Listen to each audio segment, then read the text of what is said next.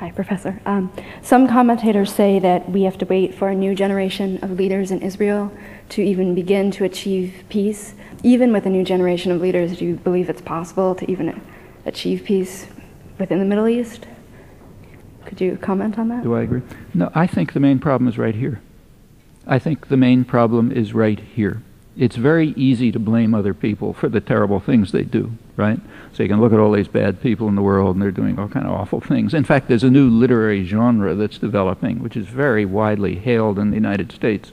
You can read, laudatory reviews in all the main papers. It's about, it's a series of books, one by the head of the Human Rights Center at Harvard, which do talk about a flaw in the American character and therefore are extremely courageous. The flaw is that we somehow don't respond properly to the crimes of others. Okay, you take a look at those books and the laudatory reviews and the indices and so on, you notice there's a slight gap. How do we respond to our own crimes? Well, that you can't ask. Okay, so you can go as far as saying, well, we don't respond properly to the crimes of others, and that's an enormous act of courage, and we laud it, and so on. But what about the vastly more important question about ourselves? And the same is true here. There will not be, there's conflicting groups inside Israel right now, and there will be in the future. But those who want to move towards a peaceful accommodation are not going to get anywhere unless they have support in the United States. And so far, the United States has, for 25 years, insisted on blocking peace.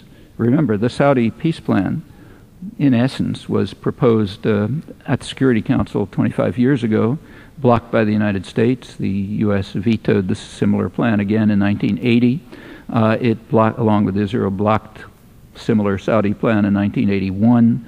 Right through the 1980s, it was blocking PLO and Arab state and European initiatives more or less of the same type. You take a look at the General Assembly records where there's no technical veto. Year after year, from the mid-70s up till the 90s, there are regular votes every December session on similar proposals with numbers like, 150 to 2, U.S. and Israel. Sometimes they pick up, Dominica or something like Micronesia. But that's what's been going on. There's great praise for Baker, who was very forthcoming, Secretary of State for George Bush.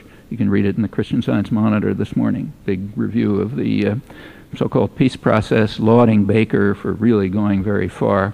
The only thing it doesn't mention, and is never mentioned, is the Baker Plan.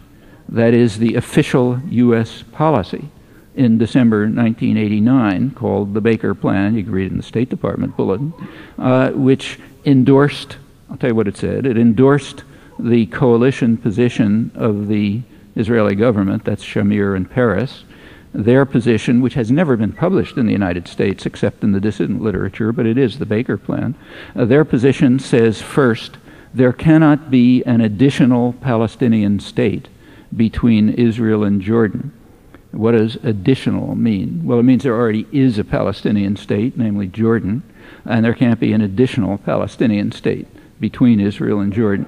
Second, the status of the occupied territories called Judea, Samaria, and Gaza will be determined according to the guidelines established by the Israeli government. That's point 2. Point 3 is we will allow free elections under Israeli military rule, and though they didn't mention it, with tens of thousands of Palestinian intellectuals in jail. Well, that last point did get some mention here, showing how forthcoming we are and how much we love democracy. But the first two, but didn't describe it the way I just did. I said free elections, isn't that wonderful?